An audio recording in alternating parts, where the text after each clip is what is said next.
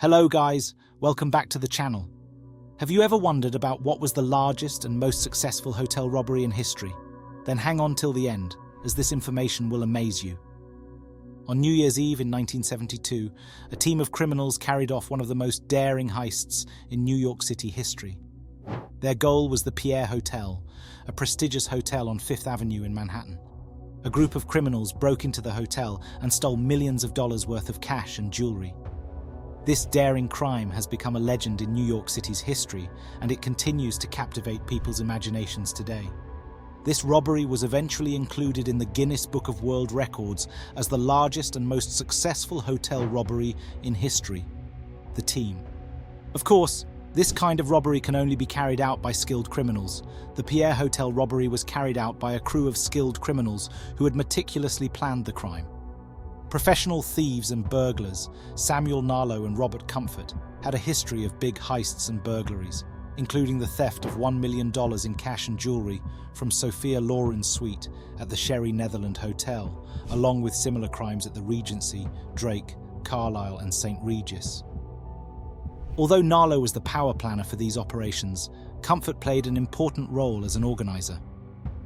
On December 30th, Narlow assembled the squad in the back room of his nightclub, Port Said, to reveal their planned target.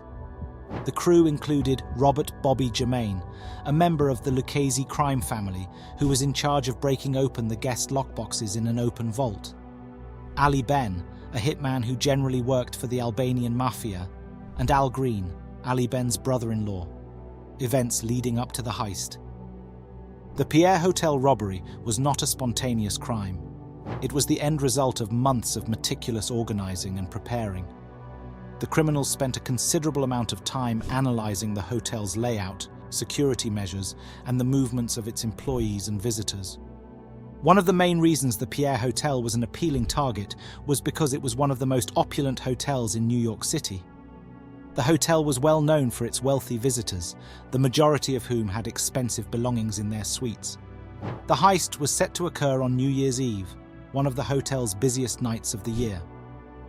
The robbers anticipated that the hotel would be full of guests, and they thought that all the activity and bustle of the celebrations would provide them with the cover they required to carry out the theft, the heist. On the night of the heist, the burglars entered the hotel disguised as delivery men. They were carrying enormous boxes, which they claimed contained audio equipment for a party being held in one of the hotel's ballrooms. After entering the hotel, the robbers made their way to the second floor, where they encountered the hotel's security guard, Daly. The burglars overcame Daly and tied him up, confining him in a storage closet. They then proceeded to the 9th floor, where they began looting the rooms of the hotel's wealthiest visitors. The robbers utilized an array of methods to gain entry into the rooms. In some situations, they pretended to be hotel personnel, using fake IDs and uniforms to obtain entry to the rooms. Once inside the rooms, the thieves stole many different kinds of items, including cash, jewelry, and other costly belongings. The exact worth of the stolen items is difficult to evaluate. However, it is likely to be between $4 and $5 million. One of the most notable objects stolen was the wealthy oil magnate John Getty's 50-carat diamond ring. The ring was thought to be worth more than $1 million at the time, which made it one of the most precious objects taken during the theft. The robbery took about 2 hours to complete, and the criminals were able to flee the hotel undetected. They moved down the stairs and exited the hotel via a side door, loading the stolen items into waiting vehicles. Aftermath.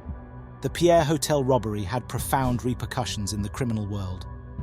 The heist sparked an outbreak of similar crimes, with other criminals attempting to replicate the Pierre Hotel thieves' success. It also acted as a reminder to hotel owners and other companies to increase their safety protocols. After hearing about the stolen property recovered in Michigan, Ali Ben and his brother-in-law, Al Green, suspected Narlow of attempting to cheat them for their share. As a result, they left the country for Europe, where they spent several years enjoying their newfound money. Meanwhile, Robert Comfort sold the jewelry to mobsters from the Rochester Mafia. The thugs kept the loot, and when Comfort moved to retrieve some of it, he was nearly killed. Donald Francos was expected to receive $750,000, but he was dissatisfied when he only received $50,000 at first. Donald was eventually given $175,000, the same amount as Bobby G and Al Visconti. Sacco received approximately $2 million. Ali Ben and Al Green spent most of their money while in Europe. Robert Comfort obtained $1.5 million, while Samuel Narlo received jewelry that his friends had not stolen. Retribution. Donald Francos largely blamed Narlo for the rip-off and threatened to murder him. Samuel Narlo was later murdered by an unknown gunman in 1988, but not by Francos. He was also unhappy with his co-conspirators, Ali Ben and Al Green, but Francos recognized that they too had been misled by Narlo. Francos further believed that Robert Comfort had been tricked out of his part and thankfully left with his life. Francos later murdered Ali Ben and Al Green in 1981. The only survivor from the heist at the Pierre is Nick the Cat Sacco, who is currently in the Federal Witness Protection Program for unrelated reasons.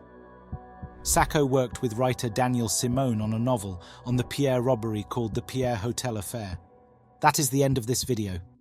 Thank you for hanging on till the end. So, what are your thoughts about today's video? Don't forget to leave them all in the comments section below. Let's meet again with another video.